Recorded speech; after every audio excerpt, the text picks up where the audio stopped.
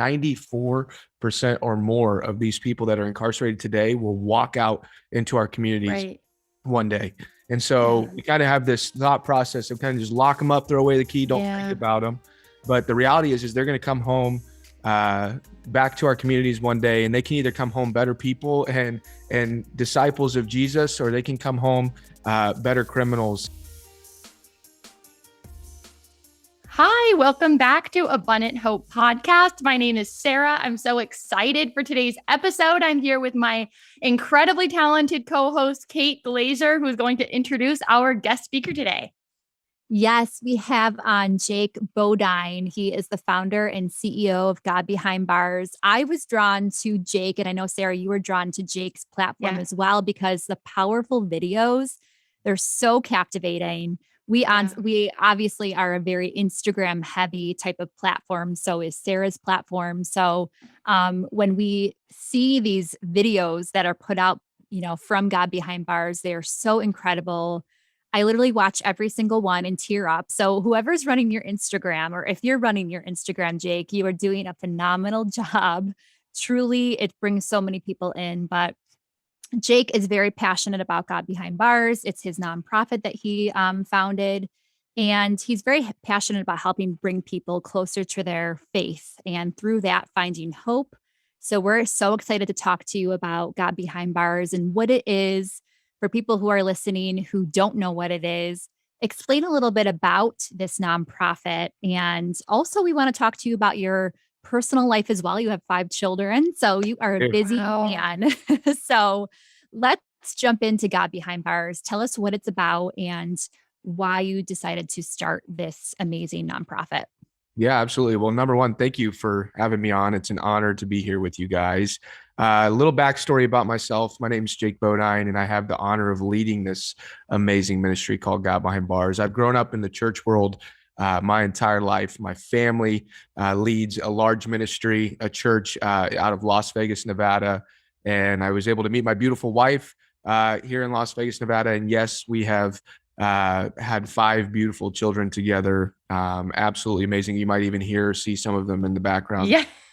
We love it. But no worries. Yeah. I've tried to summon everyone to their room, but no, it's been an amazing thing. And about 2009 is when I really felt kind of God pushing my heart and the call to really go after the least of these and those that maybe completely far away from God, or maybe have stumbled off the path along the way. But specifically Isaiah 61, where he commissions us to teach the good news to the poor, and to bind up the brokenhearted, and to bring liberty to the captives and setting them free. And so that's been my life mission, my entire life, or at least for the last 13, 14 years, we've poured our entire life into that mission, both my wife and I, and an amazing team of people around the country that ultimately help churches plant churches inside of prisons. And so our heart and mission at God Behind Bars is to introduce inmates and their families to Jesus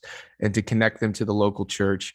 And so we do that by partnering with local churches, extending a satellite campus of them into the prison. Their volunteers show up.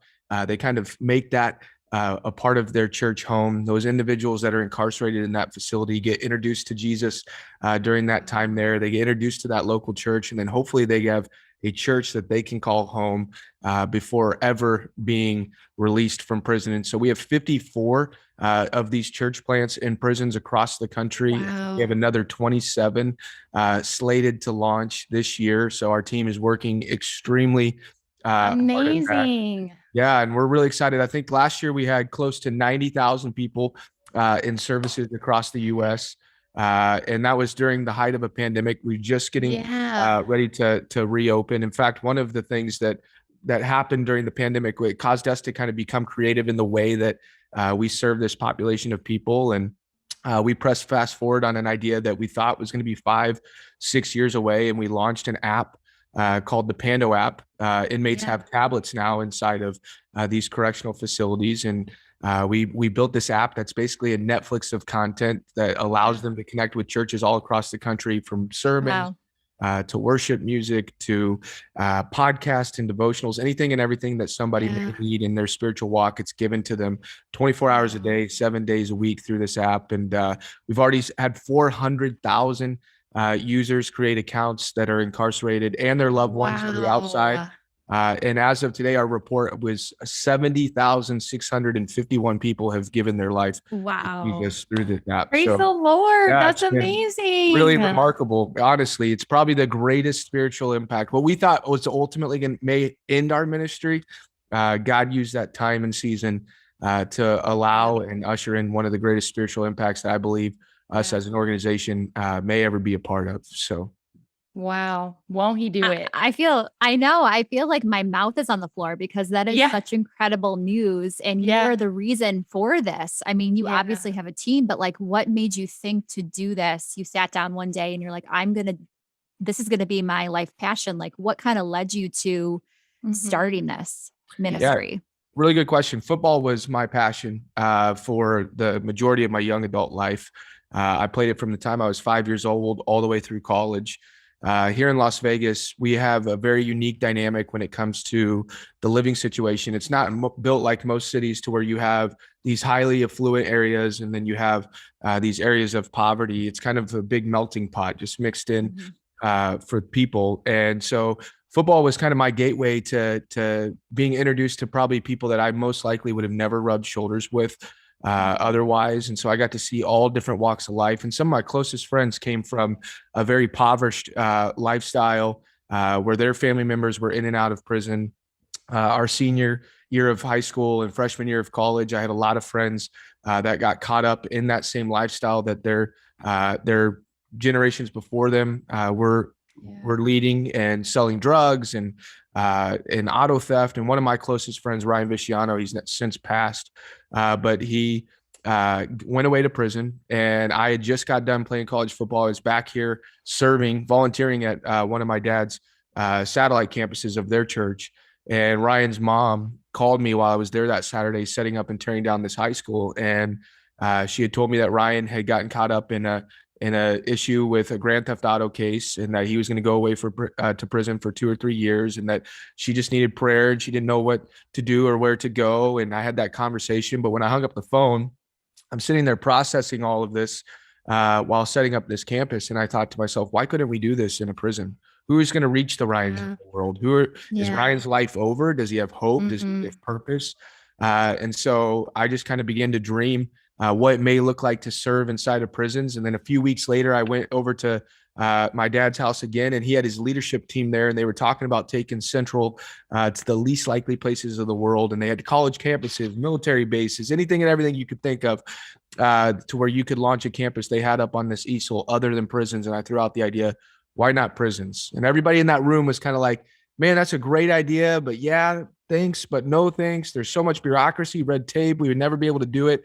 And what I learned in that conversation was it wasn't that they didn't want to do it, is that they didn't know how to do it. And so I spent the next 6 to 8 months making that my life's mission was, how do we do that? How do we mobilize the local church behind prison walls and reach these guys, give them hope, give them purpose, more than anything, show them love, reinstill dignity and self-worth, and ultimately set them up and their family up for a Christ-filled legacy the second that they walk out of prison. And that's one of the realities that I think a lot of us don't face. 94% or more of these people that are incarcerated today will walk out into our communities one day. And so we kind of have this thought process of kind of just lock them up, throw away the key, don't think about them. But the reality is they're going to come home back to our communities one day, and they can either come home better people and disciples of Jesus, or they can come home better criminals and learning how to offend and get away with some of the things that they weren't able to get away with before. And so my heart is just to love people where they're at. I know that there's a lot of people that are in there for doing bad things. Me personally, I don't ever ask what you have done or why you were incarcerated. My story is just to show up, point them to the cross, and let God do the rest. And that's really my heart at the end of the day. That's incredible. And I have chills because I'm like, and I was like getting like tearing up as you were speaking, because it only takes one person to see like, and to have a heart and to be like, no, I'm going to do something about this. And like what this has turned into now, the fact that this started 13, 14 years ago and you never gave up. And I'm sure there was so many times that you were just like, what's the point of this? Like this, what, like, God, why are you leading me here when I'm just going to hit wall after wall? And now this is completely blown up and transformed so many lives. Like, what would you say to somebody who is like, they have this passion on their heart to see the one person, to see the one problem, but it seems too much bigger than them to even, get started or keep going? Like, what would you say to them? Because I can't even imagine the amount of roadblocks or just lies from the enemy that were sent your way. So how would you encourage that person who wants to pursue their dream like you did? Yeah, well, amazing. Number one, I would say start. Like there's no better anything than just to start. And the encouragement I think too is that even from my story is God gave you the vision. So don't expect other people to see the vision. So when you're explaining your vision to other people, they might think it's silly, they may think it's dumb, but God didn't give them the vision. He gave you the vision. And so I think being obedient in that and walking in faith and saying, hey, God, I truly believe that this is from you and that this is a vision and a mission that you're calling me to. And step by step, you might feel like you're swimming upstream the entire time. I know over the last 15 years we have, especially bringing technology into prisons. That's one of those things that's just like been off limits for so long. But we just stayed obedient. We stayed faithful, that this was a vision that God had commissioned us to go do. And that he provides the open doors. And I'd say walk through every single one of them. Don't be hesitant to walk through any door. Don't be hesitant to make a mistake. In fact, I teach our team that the only thing in life that's irreversible is death. So just don't die and we can fix everything else. God can fix everything else. And so we're going to walk through every open door. And nothing's going to be looked at as mistake. It's going to just looked at as God's redirecting our path. And so my biggest thing to the young people out there, especially, is you have this life vision, you have a mission, God's stirring something in your heart. Don't try to build this crazy elaborate plan. Just start. If it's starting with one person and then it grows to 50 people. And I'd say that's part of my story too, that I left out is before all of this, before even the technology, I started serving in prisons. I went to the Clark County Detention Center here in Las Vegas. One of the chaplains there, 80-year-old chaplain, still a dear friend of mine today, Don Moberger. He took a shot on a young kid. I wanted to go reach the worst of the worst. So in that specific jail, it's called the J unit. That's where they house anyone that's being tried for murder or for other heinous crimes. And they don't allow volunteers to go in there. And the captain at the time said, hey, if Don goes in there with you, I'll let you go into that unit and do your ministry. So I go into this unit. We kind of call out to the entire room. Hey, we're going to start a Bible study in this classroom over here. I'm Jake. If you would like to be a part of this, we'd love for you to have us join or have you join us. And I'll be right over here. Well, we had one guy come into the room and sit down with us. And he didn't even speak English. He was only Spanish speaking. And so Don went out to the room and he asked, do we have anyone who can speak English and Spanish and be able to translate for us? And so that brought our second guy into the room so that he could translate. We went through, I think, the book of Titus that day, and it was just nothing real strategic. Just opened the Bible and said, hey, let's go through the book of Titus. I probably picked that one because it was the shortest book. But we sat down and we just kind of explaining the gospel to this man. And at the end of it, he gave his life to Christ. The guy that was translating for him gave his life to Christ. And then a few weeks go by, and that grew from 2 people to 5 people to 10 people. Wow. And eventually we had 27 people in this little 10 by 8 foot room.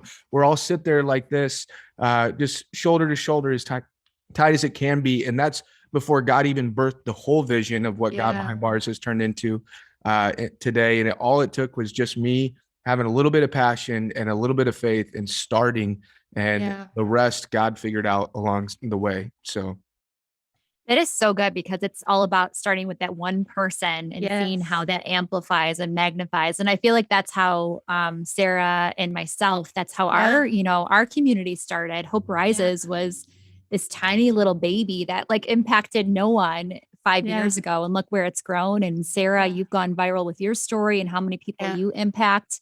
That's so good, just to kind of keep one person in mind at a time, and then it keeps magnifying. And good for you. Good for you. Comparison robs most people of acting on that Yeah. passion or that calling. Yep. It's Yeah. these guys with big platforms. She's got 600,000 followers. I got nobody. Yeah. Am I going to even be relevant? I'm going to look Yeah. silly. All of that comparison is ultimately what robs Yeah. people of their obedience and on what God's Yes. commissioning them to do with their life. So don't be afraid of those small beginnings. In fact, First Timothy literally Yep. Yep. reminds us of that. Is the humble beginnings are not a bad thing, and I Yeah. believe that when we do are faithful with the little, then that God's going to trust us with the big.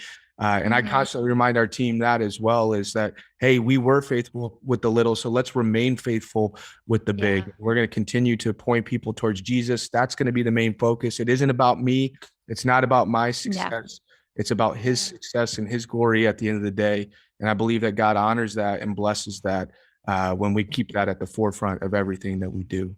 Amen. So good. Yeah. That's so good. I love it.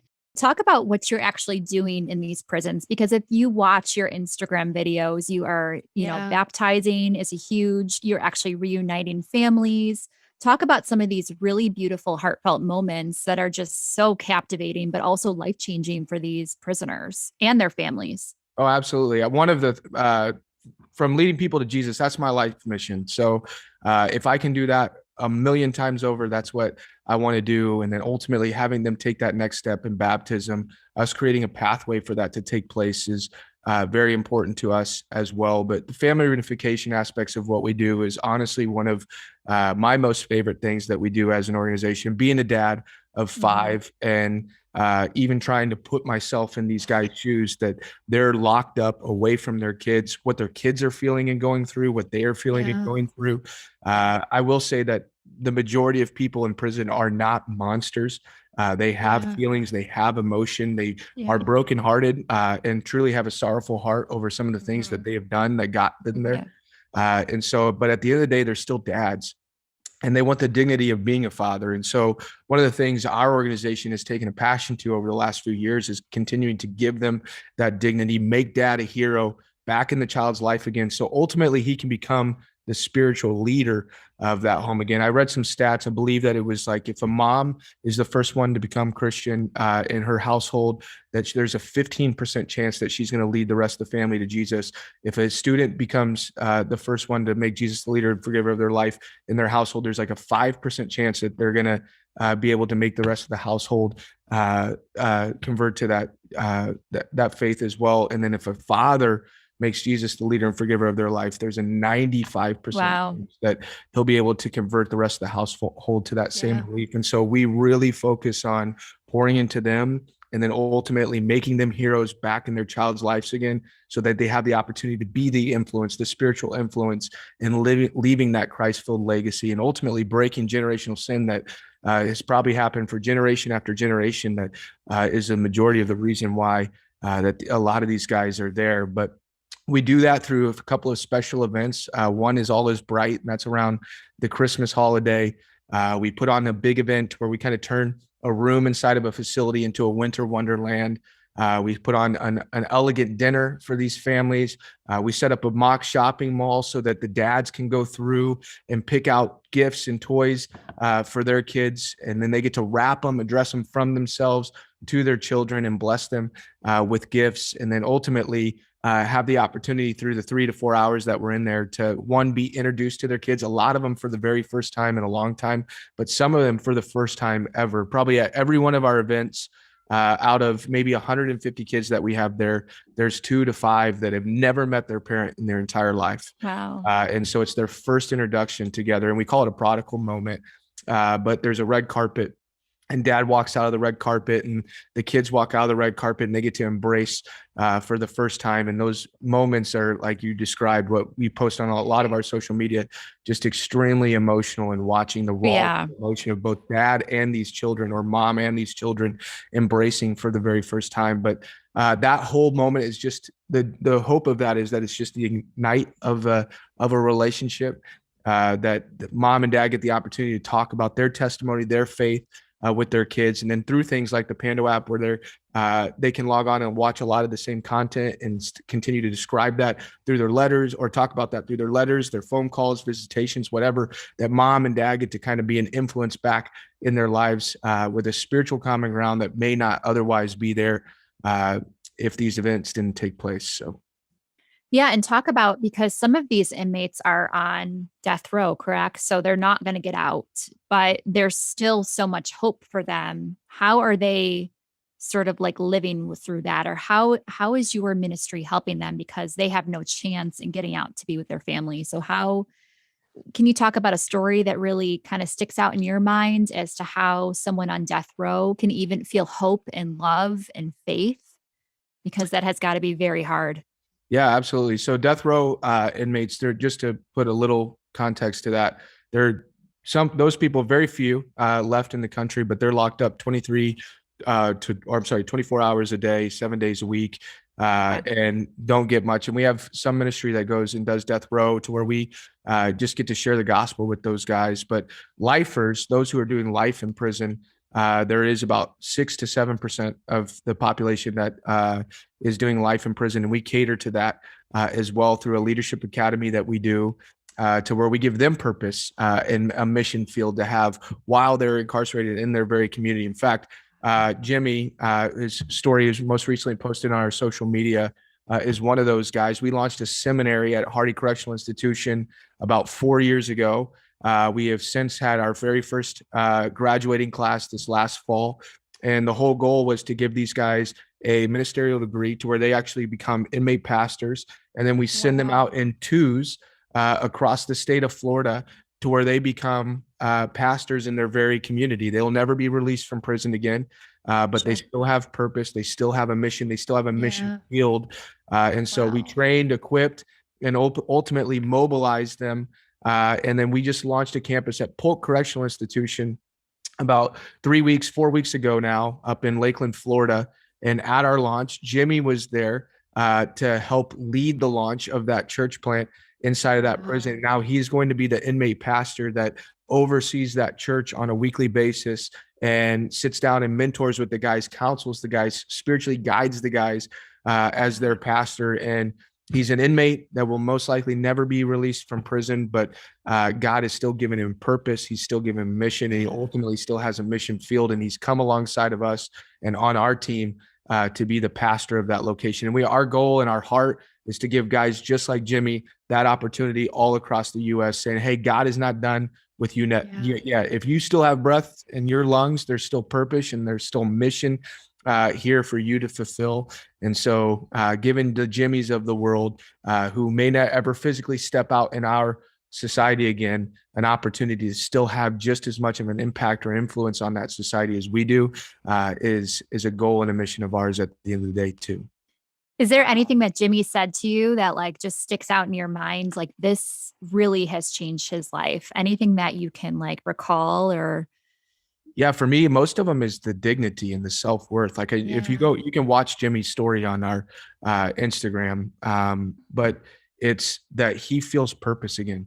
I think prison is one of those things where you are beyond at the lowest point of your life. You're completely humbled. You have nothing to gain for most people any longer. They have been stripped of everything. And I think for a lot of time that they're there, the enemy continues to remind them of that. It continues to grip them by that, making them feel worthless. And to hear what Jimmy and his story just feel like hope was restored and dignity was restored and that purpose ultimately is restored is really where my heart is at. It's this ideology that God created anything worthless. That's complete falsehood in any form of the spectrum, that every single person on earth was beautifully and wonderfully made and they have a purpose. Now, did they stray off the path? Yes, I'm not taking any sort of responsibility away from these individuals, but there is still opportunity to come back on that path, and there's still opportunity to be used and loved by God. And I think that for me is what makes my heart sing in every one of these testimonies, is when they feel like, man, I'm truly loved. I truly have hope restored, and ultimately my dignity and my purpose is what's going to drive me the rest of my life. And so when Jimmy explains that in his story, that's ultimately probably the thing that sticks out to me the most. I'm like literally beaming, like listening to this. I'm just so grateful. Like Kate and I get to like interview people with just crazy stories. I have kind of a crazy story, and just hearing like exactly like what you're saying, it's so true. Like God meets us at our lowest. But I can't even imagine how difficult it is when the noise inside of a prison facility is just so much negativity and just hurt and anger and fear just lashing out, and you're literally going in and you're putting a different spirit inside that prison. And I'm just like, no wonder the work of the Lord is just so like radiant inside, because it's like the enemy's trying so hard, but he tries so hard to attack the people that he knows have a calling on their life that is just as powerful. So I'm just so grateful. I have my question is so obviously again, like, and I just love that you said like you had this dream, this vision to reach prisons and reach people everywhere. But you started with just you. You said, what can I do? And you went in there. You didn't wait and say, I need to build a whole platform. I need to get a whole team. I need to do this. Would that be great? Yeah. But you said, I'm going to start. I'm going to go in there. And so was there a certain point where, I mean, obviously, you've got incredible people working with you and just taking this and running with it, which is a huge blessing. And God just rewards those who are obedient, as you know. But was there a certain turning point where you were like, okay, this is going to be really big, and like I need to bring people in to help me with my content, or I need to bring people in? Or was it just kind of a natural progression and things just kind of like grew organically as you just continued to move forward? Yeah, I would say it's a little bit of both. Yeah. I do think that you have to have some sort of plan. But one of the things that I teach our team is don't be so intentional and so strategic that you accidentally strategically remove God from the plan. Yeah. We call it the God gap. We leave it open. So not every aspect of our organization has all of these little nuances or strategies when it comes to organizational growth or trying to reach more people. Like we believe God is unconventional. And so we want to remain unconventional. If we go to conventional business practices, I truly believe that that's not a bad thing. You should have some of those. That's a good steward of everything God has given you. But if you become so reliant on those that you ultimately strategically remove God from the plan and him being able to show up in unconventional ways, we try to ignore or try to avoid. But for the very first 3 years of our ministry, I was the only individual that was quote unquote on staff at God Behind Bars. Then I brought volunteers in to help us with that weekly campus and expanding that. But for me, like I live by Luke 5 when Jesus is telling Simon to drop his nets in the boat. If you go to that verse, I think it's it's the second verse that this is all going down. But he says that Peter was up all night toiling and still was unsuccessful. And so what that says to me is that Peter was a professional of his craft.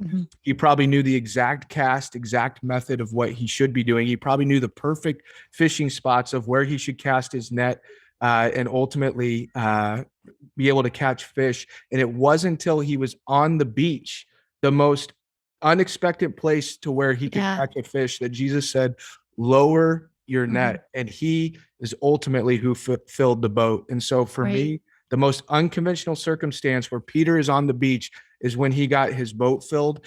We remain unconventional and we don't try to get ultimately or creative or crazy strategic because we know who's filling the boat at the end of the day. And so I'd say, let Jesus fill your boat, remain unconventional, just remain obedient. And ultimately the rest of the stuff is going to figure itself out. Preach. Yeah, I know. So like, good. because I know, because it resonates so well with me, because Hope Rises was something that I am a marketing expert. I'm a past television journalist. Everything I thought was like, how am I supposed to do it? Right. And you grow so slow. And then when you finally put your trust in God or in your faith, that's when things happen that you just cannot explain, but it grows in such amazing ways as long as you stay true to that. And I love that. Thank you so much. That is such good words. Yeah. Very, absolutely. very good. Thank you. Guys, so when we first decided to do a podcast, the whole technicality of everything seemed daunting, to say the least. Then we reached out to our friends at Social Chameleon. They helped us get launched, create our trailer, edit our intros and our outros. All the details that goes into the behind the scenes to actually get the podcast out. You guys, they do it all for us, and it's been a breeze. And then get this, they write all of your show notes and even publish each episode for you. This has allowed us to get our podcast out onto all the most popular platforms, and I'm just so grateful to Social Chameleon for being able to make this happen for us. And now we can focus on what we do best, and that's bringing you inspiring content, and they handle the rest. With Social Chameleon, it's podcasting done for you. So go check them out at socialchameleon.us. Let them know that we sent you. And if you start a podcast using them, definitely let us know and we'll tune in and give you all the support and love. Are you guys in every single state now? Are you just in, like, obviously Vegas is your main state, but any other states that you guys are in? Yeah, we are. We're from Alaska all the way to Florida. Okay. I believe that we have in 20 different states, we have physical locations. Wow. Now through Amazing. Pando app, I believe that we're in all 50 states. And we just started doing ministry in Singapore and in Australia. Wow. Wow. This year is the very first amazing. year that we've gone international. And again, going back to that, those were all dreams and visions that I believed God was going to get us there one day, but it wasn't my main focus. My main goal was not just immediately go international. It was literally just do the small things and let that organic growth take place. But yeah, it's been really remarkable. And I think even now, the expectations are just being blown, like opportunities that we have, the people that we get to do ministry with, and the unique ways that we get to do ministry with, and then the life change that we're seeing. Those are some things that I never envisioned. And so God is absolutely amazing, continues to surprise us at every turn. And it's just really remarkable to just kind of sit back and embrace some of that stuff and take it all in at the end of the day. So celebrate the little things just as much as you celebrate the big things. That's for sure. Yeah. And before we plug kind of where people can get involved or how they can support you, let's talk about your storytelling, because that really is what draws people in. You have an incredible staff documenting all of your videos, your moments. Is that a part of your growth plan? I mean, was that something you guys really think about, social media, capturing all of that? How does that kind of work into your ministry? Is that like a separate team that does that? Because I feel like that's bringing people in from the outside to really understand what you do. And it was actually a baptism story that I saw that really just got me hooked in. And now I watch I actually have you on our favorite list, and I see all your videos pop up. And I feel like that's such a good way to draw people in, because they can really not just hear the moment, but really see the moment and see that amazing, facial expression when they get up out of the water and they just feel saved. So is that talk to us about that storytelling element that is so amazing that you guys capture so well? Yeah. One of the things that we're passionate about is we're combating this Hollywood view of what an inmate is, right? Whether you've seen Prison Break or you've seen any Quentin Tarantino movie. I don't know if he actually has inmate in any of those movies, but you've seen movies of what prison looks like. And so we all have this Hollywood view of what prison looks like. And what we have found when walking into prison is something so much different. I'm not saying that none of that goes on, but we have seen these people for just being people. And that's what we're passionate for. When I walk into a room, I see a mom, I see a grandma, I see a sister, I see a brother, a dad. I just see me in each and every one of these individuals. And so we're passionate about just literally combating this ideology that they are basically worthless, crazy criminals that are locked up behind bars. There's an amazing group of people that are locked up behind bars that still have so much talent and so much gifting to give to the world. And so that's the story that we try to tell through our social media. We know that the majority of people will never have the opportunity of entering into a prison, and for good reason, I hope. But we want to be able to share with the world that these people are still amazing people, and they still have an amazing story to tell, and God can still use them in amazing ways. And so that's where the passion of the storytelling comes from our team. And honestly, we don't have to do much. Literally, when we just bring a camera in, everything that you're seeing on those videos or through those pictures, that is real, that is raw, that is what is happening inside of those facilities. And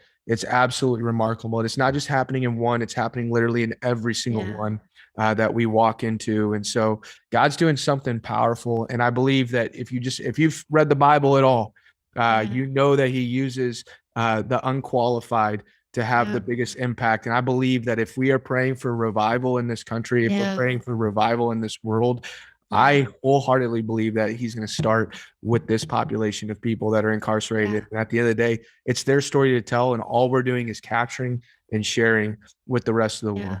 Praise Amazing. the Lord. I'm like fired up. Thank you so much for being here and sharing your story. The name of my ministry is Abundantly More, from Ephesians 3:20, that God will do exceedingly and abundantly more than we could even imagine. And so much of what you're saying is like, walk in obedience, and what God will do with that, even just the fact that you had open hands, like you have your ministry, you have your passion, but allowing the creatives to come in, allowing the people who can do the things that you maybe can't do as well to literally take this and explode it. It's like, whoa, how good is God to literally bring people together all across, in different just gifts and talents and positions to just make his calling on your life come to fruition. And it's just like so incredible to see. And I'm just so grateful for your obedience and just you being here to share with us, because this is so just incredible. So thank you. Good. Thank you. It's so good. How can people get involved with you? Maybe volunteer? I know I'm in Buffalo, New York, so I don't even think you're in New York, but is there a way that like our church ministry can support you even if you're not local? How does that work? Yeah, we are in a couple of facilities up near Rochester and Buffalo, New York. Oh, awesome. Great. We should be in 5 more in the state of New York by the end of the year. We're working hard on that. But yeah, if you want to get involved, you can go to godbehindbars.com. You can click volunteer. It'll bring up a list of different areas that you can volunteer. And then as you fill out your state and where you're located, we'll connect you with the local community partners in that area to get you involved. Another great way is our prayer team. We walk to the gates of hell every single week. The enemy has had his grip on these people for their entire life. And we combat all of that through prayer. And so we have a team literally around the world that logs on every single month via Zoom and prays over specific prayer requests. We send out specific prayer requests via email, so you can do it privately as well. And so if you are a prayer warrior, we need you, and we would love to have you a part of that team. And then honestly, we don't get to do this without resources. That's obvious. I hate to be on here and be the one that asks for money. I wish everything that we did was for free, but obviously the more resources we have, the more opportunity we have to reach more people in more prisons.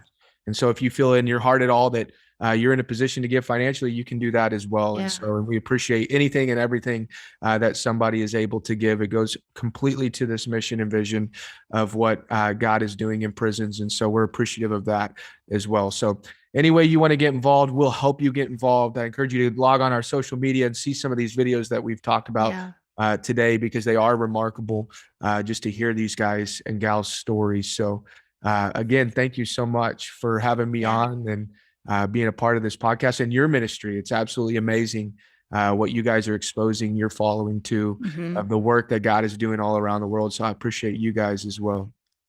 Yeah. Thank you so much. We really appreciate it. We'll put all your notes in our show notes and tags and all of that. And then we'll also post on Hope Rises some of your latest content, which, like I said, I follow all the time, and I have shared a couple stories that have just gone viral on Hope Rises. So amazing work that you're doing. Thank you so much for taking time out of your very busy schedule. Please say thank you to your wife and your 5 kids for being so quiet and so good during this. They can absolutely come out for our next podcast or whatever we end up doing. But thank you. My son was cooking. My son was cooking in the kitchen, and I think he's a little mad at me because I made him in mid cook so that I could jump on this podcast. I said you can resume in like 30 minutes. So but no, I will. I appreciate you guys. Thank you so much. Cool. Well, thank you guys for tuning in. We'll have another amazing Abundant Hope podcast episode coming up very soon. Thank you guys. All right. Yeah. Bye, guys. Thank you so much for listening and allowing us to inspire you today. We want to get to know you and learn why you need abundant hope in your life. Follow us and engage with us on social media. You guys, we would love to connect with you. And you can start by finding us on Instagram, Facebook, TikTok by searching Abundantly More. And also Hope Rises Network. We will add all of our social links to the show notes below, and we would love to hear from you. So please come give us a follow, say hey, let us know you heard the podcast, let us know what you want to hear. We would absolutely love to hear from you and connect with you.